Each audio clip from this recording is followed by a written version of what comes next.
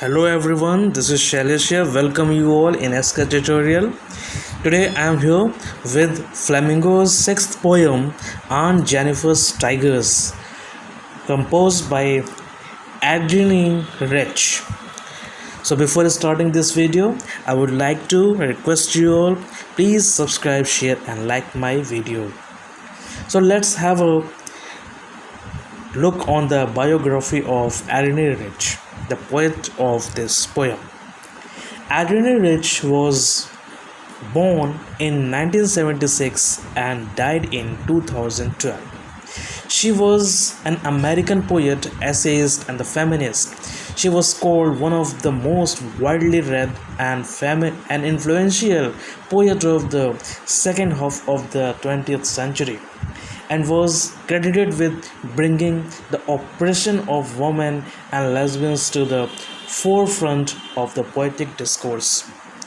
In this poem, Aunt Jennifer's Tigers, it is addressed to the experience of the marriage in the midst of the construction. इस कविता aunt Jennifer's tigers में बंधनों के बीच में शादी के अनुभवों को दिखाया गया है. So let's start. Aunt Jennifer's tiger prance across a screen, bright topaz denizens of a world of green. They do not fear the men beneath the tree. They pace in sleek, chivalric certainty.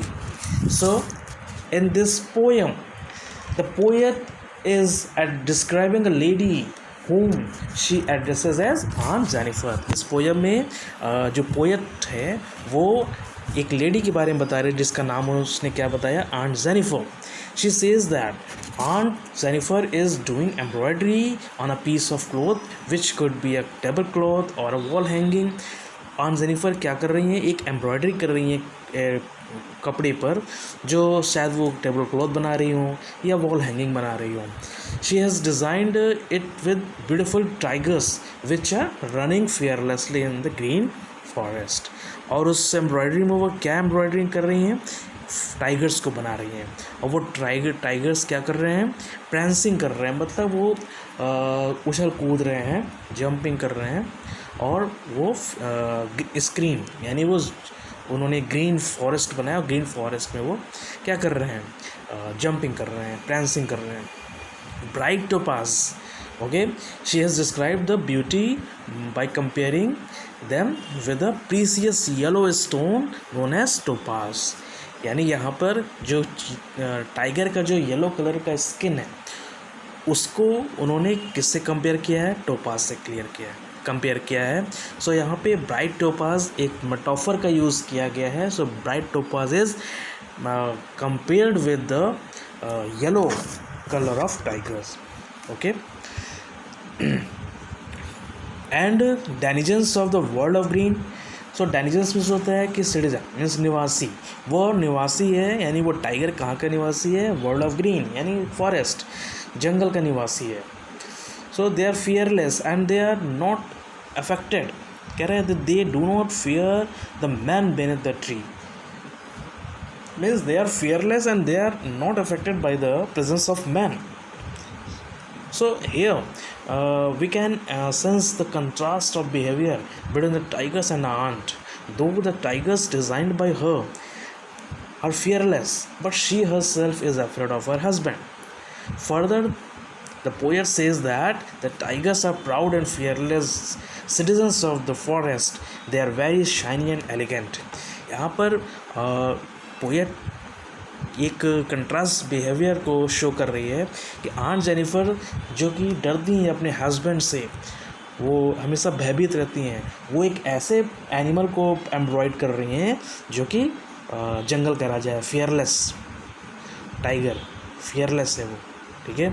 और बिल्कुल contrast idea और irony का भी use किया गया है कि एक ऐसी लेडी जो डरती है अपने हस्बैंड से, वो एक ऐसे एनिमल को एम्ब्रॉयड कर रही है जो कि बिल्कुल निडर होता है. So in this para the rhyme scheme is used AABB. And one poetic device, anaphora, is used in the line 3rd and 4th. The two consecutive lines, the same word is used. They do not, they pays in. So they, the two words are here, which is anaphora and metaphor that I have told you. So come to the next para. Aunt Jennifer's finger fluttering through her wool, find even the ivory needle hard to pull. यहाँ पे here the poet describes the fear of Aunt Jennifer towards her husband. यानी वह दिया है कि उनकी fingers Flutter कर रही है, यानी उनकी उनकी उंगलियां कांप रही हैं. So why her fingers are fluttering? Because of the fear of her husband. She says that while she is doing embroidery, her fingers are quivering, shaking with fear of her husband. Her husband does not approve of her hobby of embroidery. शायद उसके husband को वो embroidery का काम पसंद ना हो, इसलिए वो शायद चोरी छुपे उसको कर रही हैं और उनको डर है कि कहीं वो आ ना जाए या देख ना लें. उनके हाथ काँप रहे हैं उस डर से. Therefore she trembles while she is embroidering on a piece of cloth. It has become difficult for her to pull her needle up and down. यहाँ क्या कह रहा है कि find even the ivory needle hard to pull. यानी ivory needle, ivory means क्या होता है? हाथी दांत की बनी हुई सुई. उस सुई को भी वो खींचने में उनके लिए दिक्कत हो रही है. यानी वो डर से वो इतना ज़्यादा डरी हुई हैं कि वो एम्ब्रॉयडरी कर रही हैं, उनकी उंगलियां कांप रही हैं और वो सुई को ऊपर नीचे खींचने में भी उनको दिक्कत हो रही है.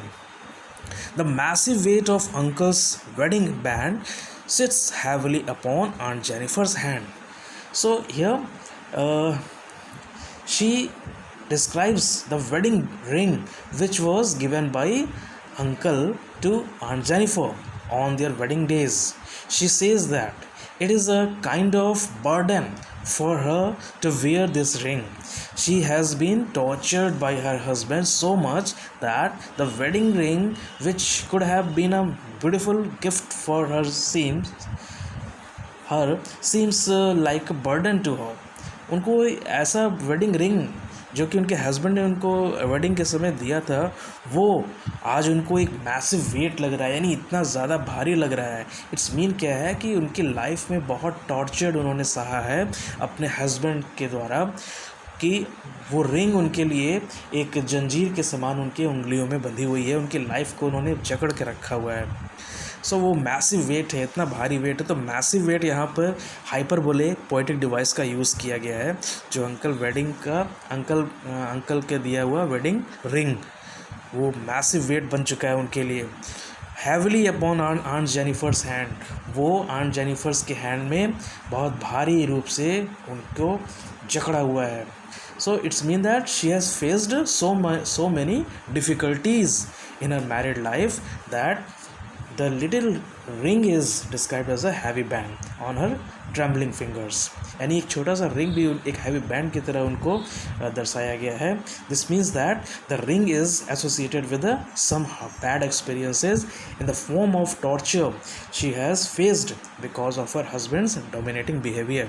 यानी अपनी लाइफ में उन्होंने, अपनी शादीशुदा ज़िंदगी में उन्होंने अपने पति द्वारा बहुत टॉर्चर सहा है, बहुत अत्याचार को सहा है, इसलिए आज उनको वो रिंग जो है वो बहुत ही भारी लग रही है. So in this poetic device is alliteration is used, that is F sound is repeated in fluttering fingers. Okay, and the rhyme scheme is again AABB here also. Now come to the next para. When aunt is dead, her terrified hands will lie still ringed with ordeals she was mastered by. The tigers in the panel that she made will go on prancing proud and unafraid. Here the poet says that one can easily sense aunt's desire for freedom and fearlessness through her design of tigers. Further, she says that it is not possible for Anne to achieve the freedom during her lifetime. She will attain it only after her death. But here also the irony of her life is that still she will be tied up with the shackle of the form in the form of her husband's wedding ring. यानी यहाँ पे poet कहती है कि अगर aunt मर भी जाती है, जब आंट मर जाएगी तो भी उसके टेरिफाइड हैंड में, उसके कांपते हुए, उसके भयभीत हाथ में अभी भी वो उसके जो रिंग है वो पड़ी रहेगी. With audience she was mastered by, यानी उस हाथ से जिस हाथ ने उस एम्ब्रॉयडरी की है इतनी खूबसूरत, वो हाथ उसमें एक रिंग भी पड़ी हुई है उस उंगली में, जो ये दर्शाती है कि वो अपनी शादीशुदा ज़िंदगी से कितनी ज़्यादा टॉर्चर्ड रही है, कितनी ज़्यादा भयभीत रही है, कितनी ज़्यादा उसने यातना सही है. तो उस टॉर्चर से वो मरने के बाद भी नहीं निकल पाएगी, क्योंकि वो रिंग जो है वो टॉर्चर के फॉर्म में अभी भी उसके उंगली में मौजूद है. Okay, so she will attain it only after her death. But here also the irony of her life is not still she will be tied up with the shackle in the form of her husband's wedding ring. The ring was the sole proof of the tortures which she had faced from her husband.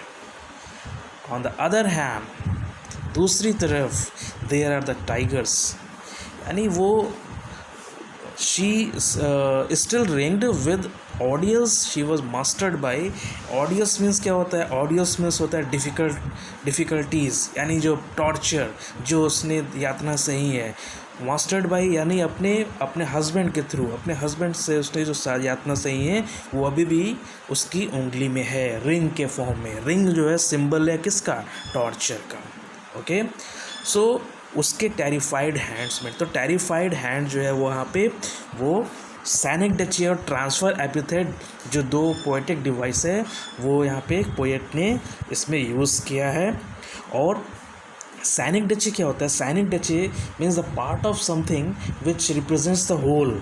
यहाँ पर terrified hands का means केवल हाथ terrified नहीं थे, means she was solely terrified, यानी वो खुद पूरी तरह से डरी हुई थी, ना कि केवल उसके हाथ. तो यहाँ पर सैनिकडेचे है. और टेरिफाइड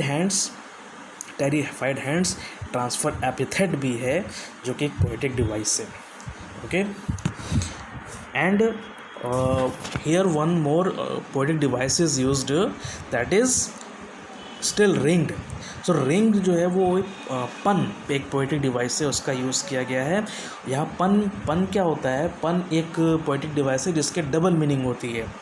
तो यहाँ पर रिंग के दो मतलब हैं. एक रिंग जो कि सिंपल उसके फिंगर में है आंट जेनिफर के, और दूसरा यहाँ पर रिंग जो है वो सिग्निफाई कर रहा है टॉर्चर को, डिफ़िकल्टीज़ को जो उसने अपनी लाइफ में सहा है, और वो अभी भी रिंग उसके फिंगर्स में है.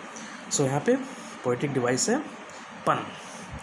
ये tigers in the panel that she made will go on prancing proud and afraid. ठीक है, यहाँ पर क्या कह रहा है कि means here on the other hand there are the tigers designed by the Aunt Jennifer which will always depict her desire of a living fearless life by jumping proudly bravely on the piece of cloth. यानी aunt Jennifer's ने अपनी जो इच्छा है एक निडर रूप से या फ्रीडम से आज़ादी के साथ जीने की, वो अपनी इच्छा वो मरते दम तक नहीं पूरा कर पाई, और उसको उन्होंने एट लास्ट अपनी एम्ब्रॉयडरी के थ्रू रिप्रेजेंट किया कि मैं तो अपनी ज़िंदगी में भर जो है डरती रही और यातना सहती रही और बंधन में बंधी रही, लेकिन मेरे बनाया हुआ ये टाइगर है ये जीवन भर जो है ये आज़ादी के साथ घूमेगा और निडर रूप से घूमेगा. सो उन्होंने एक अपनी जो डिज़ायर थी, इनर डिज़ायर थी, वो उस एम्ब्रॉयडरी के थ्रू शो की, और एक पैट्रियार्चल सोसाइटी में कैसे एक टॉर्चर वोमेन जो है वो सहती है अपनी मैरिज को सस्टेन करने के लिए। इतने ऑडियंस को वो सहती हुई अपनी लाइफ को, अपनी मैरिज लाइफ को बनाए रखने के लिए अपने पति की यातना सहती है। सो ये एक दिखाया गया है कि एक शादी जो कि एक बैड एक्सपीरियंस था मैरिज का, बट ऐसा नहीं है कि marriage is a bad experience, ठीक है। In some cases it may be होता है। सो हियर पोएटिक डिवाइस, इसमें भी राइम स्कीम ए और बी का यूज़ किया गया है, और एलिट्रेशन जो प्रांसिंग प्राउडली, ठीक है, प्रांसिंग प्राउड में एलिट्रेशन का यूज़ है। और जैसा मैंने बताया कि पोएटिक डिवाइस, इस पोएम में बहुत सा पोएटिक डिवाइस का यूज़ किया गया है, सिंबल का यूज़ किया गया है, जैसे कि uncle, aunt Jennifer, tiger, wedding band, ये सारे सिंबल्स यूज़ किया गया है। पन का मैंने बताया, साइनिक डचे बताया, आयरनी का यूज़ किया गया है। आयरनी में क्या है, जो कि वीक और सबमिसिव वुमेन का यूज़ है, जो कि आंट जेनिफर हैं, वो एक ऐसे टाइगर को बना रही हैं जो कि स्ट्रॉन्ग है, फियरलेस है, तो ये आयरनी है। और यहाँ पर एक आयरनी ये भी है कि जो क्रिएटर है वो मर जाता है, और बट उसका जो वर्क है वो कंटिन्यू एग्जिस्ट करता है। मतलब क्रिएटर में तो आंट जेनिफर और उनका बनाया हुआ वर्क, यानी उनकी बनाई हुई एम्ब्रॉयडरी, यानी वो जो टाइगर्स हैं वो फियरलेस एग्जिस्ट करते हैं। एक कंट्रास्ट का यूज़ किया गया है, जैसे कि कैरेक्टरिस्टिक्स हैं, दो कैरेक्टरिस्टिक्स हैं, एक टाइगर है और एक आंट जेनिफर है, दोनों के बिल्कुल कंट्रास्ट बिहेवियर हैं, एक फियरलेस है और एक बिल्कुल फियरफुल है। एलिट्रेशन का यूज़ हुआ है, इमेजरी का यूज़ हुआ है, जैसे bright topaz, denizens in the world of green, और मैन बेनेथ द ट्री, और वेडिंग बैंड सिट्स हैवली, ये सारे इमेजरी का यूज़ किया गया है। और hyperbole, the weight of the husband's wedding ring, ये हाइपरबोले पोएटिक डिवाइस का यूज़ किया गया है। So like this, this poem is over, and I tried my level best to explain it in the easiest way, and hope so you understood it. So thank you very much. Please subscribe and share and like my video if you've liked it. Thank you.